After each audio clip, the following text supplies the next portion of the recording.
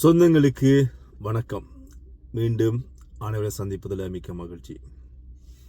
இந்த வீடியோவில் கௌரவ பாராளுமன்ற உறுப்பினரும் டாக்டருமாகிய ராமநாதன் அர்ச்சுனாவினுடைய காணியில் இருந்த பாம்புக்கு நடந்தது என்ன, இது சம்பந்தமாக இன்றைய டிசிசி கூட்டத்தில் பேசப்பட்டது.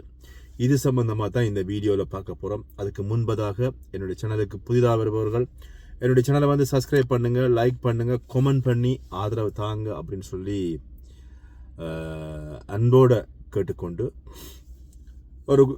ஒரு சில வாரங்களுக்கு முன்னர் அல்ல ஒரு சில மாதங்களுக்கு முன்னர் என்று நினைக்கிறேன், கடந்த மாதம் கிட்டத்தட்ட இந்த மாதம் அன்னைக்கு கடந்த மாதம் பரவலாக கௌரவ பாராளுமன்ற உறுப்பினரும் டாக்டருமாகிய அர்ச்சுனா ராமநாதன் அவர்களை அவமானப்படுத்தும் நோக்கத்தோடு கொண்டு வரப்பட்ட பிரச்சனை இந்த பாம்பு பிரச்சனை.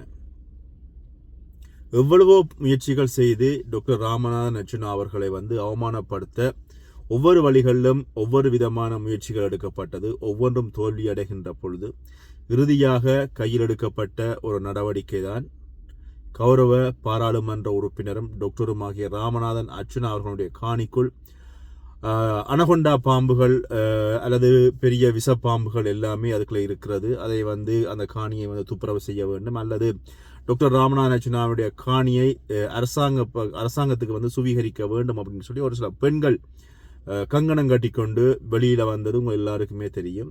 இது சம்பந்தமாக நாங்கள் கூட வீடியோ போட்டிருந்தோம். நிறைய பேர் அந்த வீடியோ பகிர்ந்திருந்தார்கள். அந்த விஷயம் சம்பந்தமாக நிறைய பேர் நிறைய விதமாக ஏளனமான வகையில் அவர் அந்த குறிப்பிட்ட பெண்களை சாடையாக பேசிய விஷயங்களும் நாங்கள் சமூக ஊடகங்களில் காணக்கூடியது. நிறைய பலிவழி சகோதரர்கள் அதை அந்த நிகழ்வை வைத்து நிறைய பகிர்வுகளை போட்டிருந்தார்கள் அப்படின்னு சொல்லலாம். குறிப்பாக சின்ன சின்ன நாடகங்கள் மாதிரி கூடிய போடப்பட்டது. அவ்வளவுக்கு அந்த விஷயம் டாக்டர் ராமநாதன் அர்ச்சுனாவுடைய காணிக்குள் இருந்த பாம்பு பற்றிய பிரச்சனை பெரிய ஒரு பிரச்சனை இருந்தது.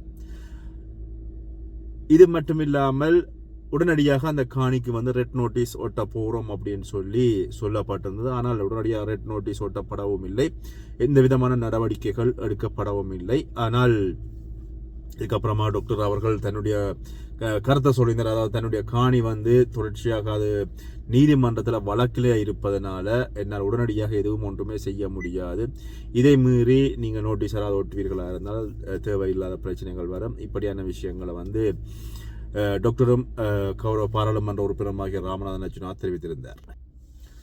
அதுக்கப்புறம் ஒரு சில வாரங்களாக எந்த விதமான கதைகளோ பகிர்வுகளோ அது பற்றிய எதுவுமே இல்லை. இது சம்பந்தமாக குறிப்பிட்ட பிரதேச சபை நடவடிக்கை எடுத்ததாக தெரியவில்லை. ஆனால் இன்று குறிப்பிட்ட சண்டிலிப்பாய் பகுதியினுடைய பிரதேச சபையினுடைய ஒருங்கிணைப்பு குழு கூட்டம் இன்று நடைபெற்று கொண்டிருந்தது.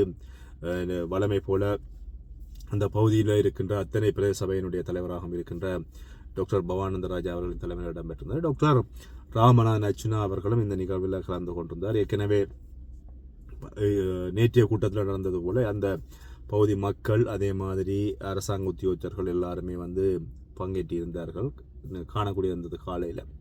இப்படியே போகின்ற பொழுது இந்த பாதினியம் சம்பந்தமாக அல்லது வீதி அபிவிருத்திகள் சம்பந்தமாக அல்லது இந்த சண்டிலிப்பாய் விளான் பகுதிகளினுடைய அபிவிருத்தி சம்பந்தமாக கதைக்கின்ற பொழுது முன்னாளில் இருக்கிற ஒரு சந்தை கட்டிட தொகுதி, அந்த கட்டிட தொகுதிக்குள்ளே பார்த்தீங்கன்னா குப்பைகளை கொண்டு கொட்டுவது மட்டும் இல்லாமல் அந்த குப்பைகளினால் அருகில் கோயில் இருக்கிறது. ஆனால் அந்த கோயில் இருக்கின்ற பொழுதும் இந்த குப்பைகளை அதுகளை கொண்டு கொட்டுவதனால அந்த பகுதி துர்நாற்றம் வீசுகிறது அப்படின்ற விஷயத்தையும் டாக்டர் இதில் சொல்லி கொண்டிருந்தார். சொல்வது மட்டும் இல்லாமல் இந்த டாக்டர் அர்ச்சுனாவினுடைய காணி பிரச்சனை அல்லது இந்த பாம்பு பிரச்சனை வருகின்ற பொழுது நான் ஏதோ அனகொண்டா பாம்புகளை கொண்டு என்னுடைய காணிக்குள் வைத்து வளர்க்கிறேன் அப்படின்னு சொல்லி இந்த காணியை திருத்தக்கூடாது அப்படின்னு சொல்லி நான் ஏதோ முடிவெடுத்து அந்த காணிக்குள்ள யாரையுமே கை வைக்க வச்சிருக்கேன் அப்படின்னு சொல்லி இதனால் நீங்கள் பிரதேச சபையினர் நோட்டீஸ் ஒட்ட போகிறேன்னு சொல்லி நீங்கள் சொல்லியிருந்தீங்க. நான் போய் என்னுடைய காணியில் போய் பார்த்தேன்னா நோட்டீஸ் ஒட்ட முடியவில்லை. அது மட்டும் இல்லாமல் என்னுடைய காணியில்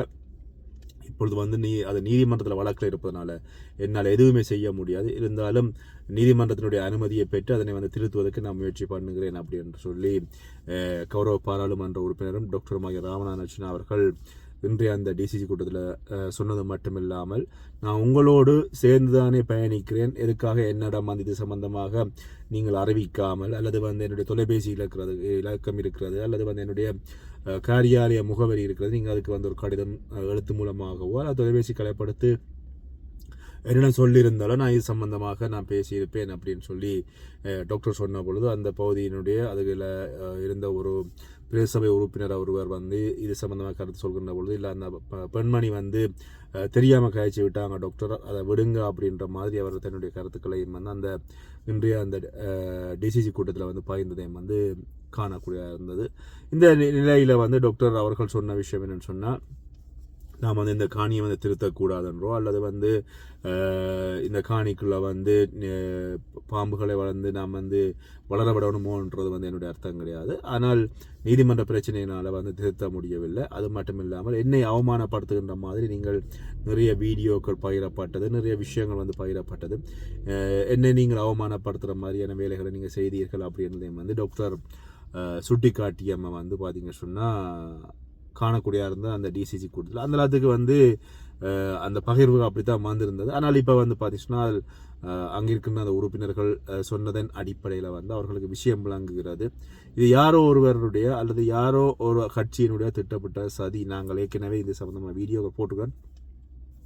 யாரோ ஒரு கட்சியில் சார்பாக அவருடைய திட்டமிட்ட சதி அல்லது வந்து கௌரவ பாராளுமன்ற உறுப்பினர் டாக்டர் அர்ச்சுனா அவர்களை அவமானப்படுத்த வேண்டும் அப்படின்றது நோக்கம். நான் நினைக்கிற வீடியோவின் ஆரம்பத்தில் சொன்னது போல் அவரை அவமானப்படுத்தி தாங்கள் வந்து சுகங்காயனும் தாங்கள் வந்து சூடுகாயனும் என்கின்ற நோக்கத்தில் வந்து டாக்டர் ராமநாதச்சுனாவை பயன்படுத்தி தாங்கள் பிரபல்யமாகி விட வேண்டும் என்பதும் வந்து அதில் ஒரு நோக்கமாக இருந்தது. இதற்காகத்தான் பார்த்தீங்கன்னு சொன்னால் கடந்த டிசிசி கூட்டங்களில் வந்து டாக்டர் அர்ச்சுனா அவர்களோடு குறிப்பிட்ட பிரதேச சபைக்கு முன்னால் வந்து ஒரு சில பெண்கள் முரண்பட்டமையும் வந்து நாங்கள் காணக்கூடிய இருந்தது. இதுக்கான அடிப்படை காரணங்கள் எல்லாமே வந்து பதவி ஆசையும் பதவி மோகமையும் ஒழிய எல்லாருமாக சேர்ந்து ஒற்றுமையாக பயணித்தால் நிச்சயமாக எங்களுடைய தமிழர்களுக்கான எந்த ஒரு பிரச்சனையாக இருந்தாலும் அதுக்கான தீர்வுகளை பெற்றுக்கொள்ள முடியும். ஆனால் இங்கே யாருமே ஒற்றுமையாக பயணிப்பதற்கு தயாராக இல்லை அப்படின்றத மிக ஒரு வேதனைக்குரிய ஒரு விஷயமா இருக்குது. சரி, இந்த விஷயத்தை எப்படியே நீண்டது இழுத்து கொண்டு போகாமல் இன்றைய அந்த டிசிசி கூட்டத்தில் வந்து டாக்டர் இது சம்பந்தமாக என்ன சொல்லி இருக்கிறார் அப்படின்றத வீடியோவை வந்து நினைச்சவுடன் பாருங்கள், உங்களுடைய கருத்துக்களை என்னோட பகிர்ந்து கொள்ளுங்கள். மீண்டும் இன்னொரு வீடியோவில் சந்திக்கிறேன். நன்றி. அந்த பாம்பு சம்பந்தமா கருத்து தெரிவிக்க விரும்புறீங்களா? இல்ல, அது என்னண்டா ஏற்கனவே வழக்கு போட்டு நீதிமன்ற தீர்ப்புலயே கிடக்குது. நான் அந்த காணி இங்க காணி துப்புரவாக்கினா அந்த காணியை போய் நான் துப்புரவாக்கி அது வழக்கு போட்டு நீதிமன்றம் வந்து நம்ம அந்த இதை பார்க்கல. கிட்டத்தட்ட 20 பேனை பின்பக்கத்தால தரைச்சு பின்பக்கத்தால வேரி எல்லாம் உடைச்சு அவரை ஒரு ஆளை பிடிச்சு முல்லைத்தீவுல பிடிச்சு அவரை வழக்கு போட்டு இப்ப வழக்கு நடந்து கொண்டு இருக்கு. அப்ப நீங்க திடீர்னு வந்து என்ன பாம்பு வந்து நான் போய் துப்புரவாக நீதிமன்றம் அப்படி தெரியாத கூடாது. ஆனா போட்டு அதுக்கு பெரிய நானே வேணுமென்று பிளான் பண்ணி அனோண்டா வளர்த்து ஊருக்குள்ள விட்டு கொண்டு மாதிரி இல்ல. நீங்கள் வீடியோ போட்டு இந்த பிரதேச சபையிட்ட கொஞ்சம் பொறுப்பு இருக்கும். இல்ல, அந்த மெம்பருக்கு அந்த விஷயம் தெரியாம இருந்திருக்கலாம். ஆனா நான் பொதுவா மெம்பர்ஸ் எல்லாமே தங்களுடைய வட்டார தெரியும். வெளிப்படையா இது எந்த காணி எந்த நம்பர் ஊடகத்துக்கே தெரியும். கோல் பண்ணி உங்களோட காணி 10,000 ஒரு வாசனம் சொல்லி எனக்கு சும்மா ஆளாளுக்கு வீடியோ போடணும் பண்றதுக்காண்டி எனக்கு மாதிரி உழைப்பு தான். நானும் இந்த யூடியூப்ல பார்த்து சொல்லுவேன். ஆனால் ஒரு கேட்டுக்கலாம் வந்து வழக்குல இருக்கிற காணி மல்லா கோர்ட்ல வழக்கு நம்பர் வரமாட்டான்னு சொல்லலாம்.